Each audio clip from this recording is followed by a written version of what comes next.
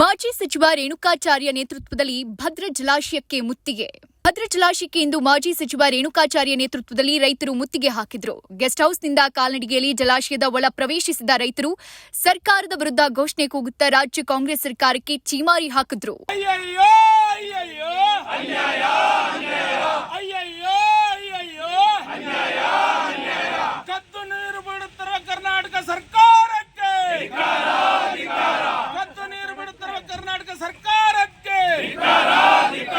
ಪ್ರತಿದಿನ 4,000 ಕ್ಯೂಸೆಕ್ ನೀರು ವ್ಯರ್ಥವಾಗಿದ್ದು, ಇದುವರೆಗೆ 140 ನೀರು ಶೇಖರಣೆಯಾಗಬೇಕಿದ್ದ ನೀರು ಬರೀ 132 ಅಡಿ ಇದೆ.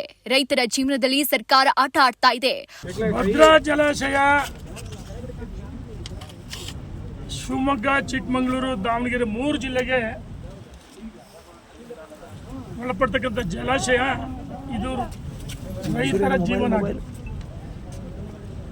1 ಲಕ್ಷ ಹೆಚ್ಚು ಹೆಕ್ಟರ್ ಅಚ್ಚುಕಟ್ಟು ಬರುತ್ತೆ.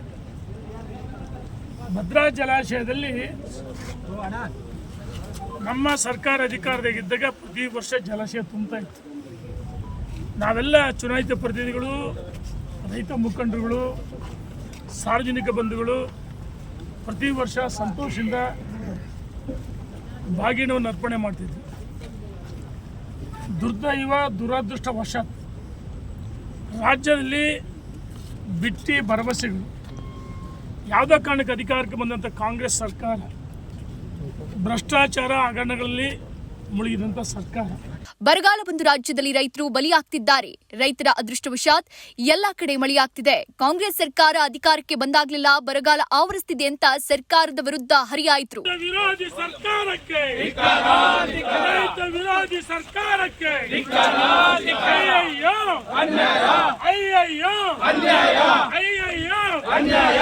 ನೀರಾವರಿ ಇಲಾಖೆ ಅಧಿಕಾರಿಗಳು ಬೇಸಿಗೆಯಲ್ಲಿ ಗೇಟ್ಗಳನ್ನು ತುರ್ತು ನಿರ್ವಹಣೆ ಮಾಡೋಕೆ 20 ಲಕ್ಷ ಪ್ರಸ್ತಾವನೆ ಸಲ್ಲಿಸಿದ್ರು. ಲೋಕಸಭಾ ಚುನಾವಣೆ ನೆಪ ಒಡ್ಡಿ ಕೈಚೆಲ್ಲಿದ್ರು. ಇದೀಗ ತಾತ್ಕಾಲಿಕವಾಗಿ ಸಿದ್ಧಪಡಿಸಲಾಗಿದೆ. ನಮಗೆ ಶಾಶ್ವತ ಪರಿಹಾರ ಬೇಕು. ಸರ್ಕಾರಕ್ಕೆ ರೈತರ ಮೇಲೆ ಕಾಳಜಿ ಇಲ್ಲ.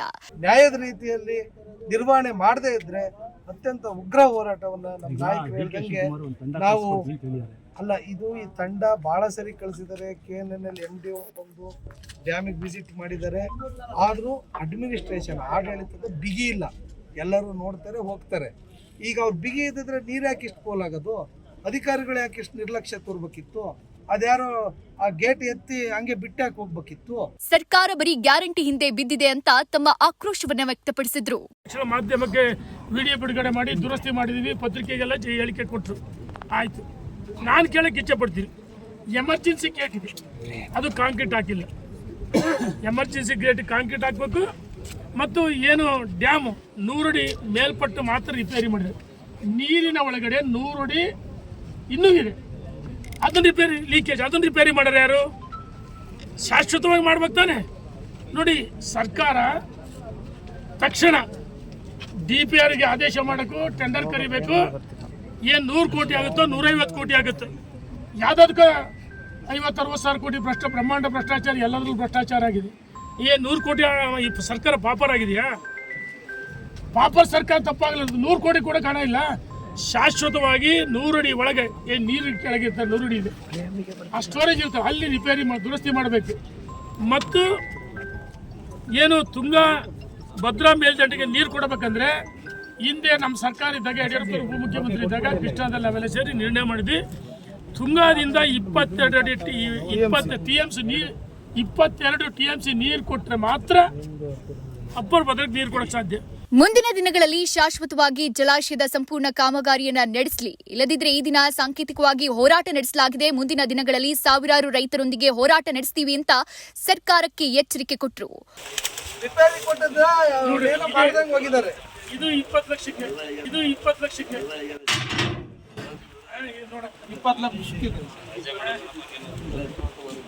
ಹೋರಾಟದ ಸಂದರ್ಭದಲ್ಲಿ ಲೋಕಿಕೆರೆ ನಾಗರಾಜ್, ಮಾಡಾಳ್ ಮಲ್ಲಿಕಾರ್ಜುನ, ಚಂದ್ರಶೇಖರ್ ಪೂಜಾರ್, ನೂರಾರು ರೈತರು ಪಾಲ್ಗೊಂಡಿದ್ರು. ವರದಿ ರಾಕೇಶ್, ಶಿವಮೊಗ್ಗ. ವಾಯ್ಸ್ ಆಫ್ ಅಪ್ಪು ಚಾನೆಲ್ಗೆ ಲೈಕ್ ಮಾಡಿ, ಶೇರ್ ಮಾಡಿ ಹಾಗೂ ಸಬ್ಸ್ಕ್ರೈಬ್ ಮಾಡಿ. ರೈತರನ್ನು ಕಡೆಗಣಿಸುತ್ತಿರುವ ಕರ್ನಾಟಕ ಸರ್ಕಾರಕ್ಕೆ